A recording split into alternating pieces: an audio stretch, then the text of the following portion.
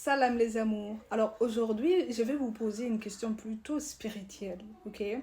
Est-ce que ça vous arrive de réfléchir parfois aux qualités d'Allah, aux attributs d'Allah, pas les qualités mais plus les attributs, comme la miséricorde, la patience, la générosité, la largesse en fait dans ses dons, surtout la patience, je dirais. Parce que dernièrement, c'est quelque chose avec lesquels j'ai eu, baby, come here, c'est quelque chose avec lesquels j'ai eu beaucoup de mal. J'étais grandement mise à l'épreuve vis-à-vis de ça, que ce soit dans le domaine professionnel, personnel, relationnel, familial. Mais j'étais dépassée. Partout où j'allais, il y avait des sollicitations au point où je pouvais pas me mettre quelque part sans qu'une personne me sollicite pour quelque chose. Et j'étais là, mais non, je ne peux pas aider tout le monde, en fait. Je n'ai pas les capacités d'aider tout le monde. Et pire même, je me suis rendu compte que quand tu prends cette place de quelqu'un qui résout les choses pour les autres, personne ne se soucie de tes propres problèmes. C'est comme si tu vivais que pour les problèmes des autres. Arrivé à un point où j'ai dit, bah non, je ne ferai plus jamais ça. Je suis désolée, mais j'ai plus de place pour ça. En fait, je ne peux pas être la faiseuse de miracles pour tout le monde.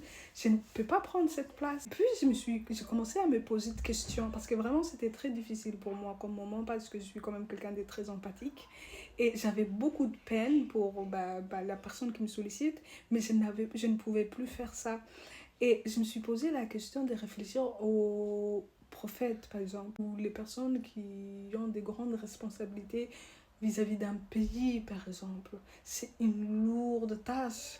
Et puis ça m'a mené à Allah. Et il répond à nos prières, à ma prière, à la prière de toutes les personnes qui me sollicitent, aux prières de tout un pays, de tout un continent. Et même, il répond à leurs besoins sans être fatigué. Ça ne lui coûte rien. Et quand il réfléchit, moi personnellement, à cet état, à cet esprit où j'en souffrais en fait de sollicitations permanentes où que je sois, et que je réfléchissais à Allah, je disais, mais c'est pas possible.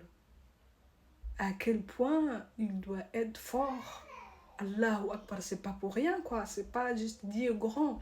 Il est puissant, il est large, il est au-dessus de nous, tu vois. Et certaines choses comme ça me met beaucoup en humilité et me dit, je me prosterne par humilité à l'idée d'imaginer sa grandeur, en fait. Est-ce que ça vous arrive, vous aussi, de vous poser de ce genre de questions?